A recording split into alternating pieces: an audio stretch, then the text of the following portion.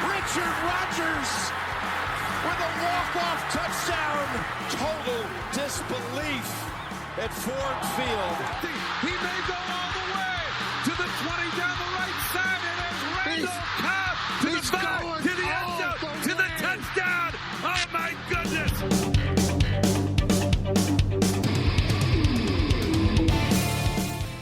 Welcome, everyone, to the Green and Golden Boys Packers podcast. This is the podcast for Packer fans who don't really care that we didn't get OBJ. I am your co-host, Charles. With me, as always, is Marcus. Marcus, how are you? Doing well, Charles. Yourself? Well, I'm doing fantastic, and I think I used that intro before, but it's relevant again after I'm going to say, and you might disagree with me, dominant performance over the LA Rams. Obviously, I'm referring to OBJ choosing the Rams over the Packers, but that's honestly not going to be a big part of our conversation because he was only a small part of the game this last week. Marcus, I just used the word dominant, and I think I heard you going, tell me what you thought about this last week, about this game this past week against the Rams. Yeah, I mean, I think there were certain aspects where the Packers, you could argue they dominated. I don't think the performance overall was a complete domination, but it was definitely not as close as the score would indicate. It was an 8-score game at the end of the day, but the Packers were sitting pretty comfortable, the second half of this game, and I don't know about you though. Like when Matthew Stafford is driving against us with 6-7 minutes left in the fourth quarter, they're only down 10 or 11 points at that point. You're my heart started racing a little bit because I feel like we've seen him come back a lot in the fourth quarter. He's a good quarterback in the NFL, and I just feel like that was a situation I didn't want to be in. I would have loved to have been up at least 2 touchdowns at that point, but what are you going to do? I feel like the Rams you're going to make your clock field goal a little bit poor. Yeah, that's what you're going to do. That's what you're going to do. Yep. And I feel like the Rams kind of did us a favor there with some clock management. Running the ball on third down at the end of the game, and then having to kick a field goal instead of being able to go for a touchdown. But again, not a huge dominant performance, but I think the Packers played really well, and this game was in hand for the most part the entire time. It felt like it was in hand, and that's why I'm going to use the word dominant. And the other reason why I'm going to use the word dominant, because in 2021, this is a dominant performance for all intents and purposes. I just read an article this morning, and they actually use the Vikings as the example. Besides the Vikings win against Seattle, which was like a 3-score game, all the rest of their games have been decided with one possession. And they took all these stats across all these teams. Across the league this year, there have been more upsets and more one possession or even last play game decisions since the merger in 1970, I think it was. So for a lot of games that we've had and the league has had decided by one play at the end or one possession, this felt like a bigger gap. I'm also going to say dominant because I know football's a game of inches. But before the big OBJ touchdown, Rasul Douglas dropped a sure pick, right? And there were some bounces that went our way, of course, this game. But if you want to play the shoulda, coulda, woulda game, it felt like the Packers had more chances than the Rams to make this a bigger win versus the Rams having it be a closer game. Does that make sense? Yeah, for sure. And I mean, I think a lot of people are saying the same thing where we had opportunities. We probably could have had another pick six, if we'd held on the ball. I think it was Rasul Douglas who dropped it. Eric Stokes dropped a would-be interception. This game could have been a lot further, from close than it was. So people are saying that the Packers haven't even played their best football yet, which I agree. We seem to have some missed opportunities in every single game. I'm not sure we've played a complete game yet. Does that leave you optimistic going into the final stretch of the season, or does that concern you? Now we've only got 5 games left. Like, okay, when are we going to actually see this team put it all together, or do we want that to happen, in the next few games and then going into the playoffs? I mean, I think now is the time, right? This is the bye week, and we got to put it together. during this off time, get healthy, hopefully bring, some key guys back, hopefully get Aaron Rodgers' toe as close to 100% as possible. If we're going to see a significant change, this is the time to get hot. It's hard to say that because, we are hot. We're what are we, 9-3 now?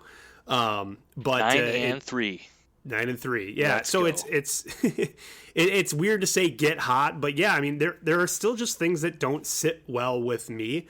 Let's not talk about it too much, but I mean, we missed another PAT and Randall Cobb muffed another punt. I mean, those are just things that Super Bowl winning teams don't do very often during the regular season, but for sure not getting hot into the playoffs. And then the second thing, and it's a repeat of what I said last week, that first drive that stalled out and we sent the field goal unit on and then brought back the punt unit. It stalled, I think, because the first down play didn't go anywhere. Okay. And then we went for the all or nothing shot to MVS again early and we didn't connect. We tend to connect on those passes later in the game once I think maybe Aaron and the guys have a little bit more chemistry going. Again, this was another week that Aaron didn't practice all week, but it's wild to me how slowly we start games and then how hot we end them for several reasons. The first reason being that last year was the exact opposite. We would get these big leads and teams would crawl their way back. This year seems to be the opposite, where we're getting oftentimes into a hole. We didn't this past week, but we just didn't look right away. And then as the game goes on, we kind of heat it up. So those are the two main things that concern me: special teams and just still this early first quarter kind of funk that we still seem to be in, even with a convincing win this past Sunday. Yeah, and then I don't think we missed a point after this game. I think it was a missed field goal that you might be thinking of, unless. Yeah, sorry, I was thinking missed field goal. The missed field goal at the end of the game that would have made it a 2-touchdown game is what I was thinking. But to your point, it was basically a point after. I mean, it was a 31-yard attempt and hit the goalpost. So those things are still concerning. I mean, Mason Crosby I think leads the league in missed field goals this year, if I'm remembering correctly, with like 10. Yeah. So 9 or 10. So that's concerning. I mean, he's a veteran. He's a pro's pro. I really hope he'll get it figured out. But kicking outside this time of year doesn't get any easier for him. While we're talking about special teams, not the same old special teams though. And I don't have any stats in front of me, but it feels like to me we have not successfully had a 2-point conversion, and it feels like to me anytime a team tries one against us, it's good. Automatic.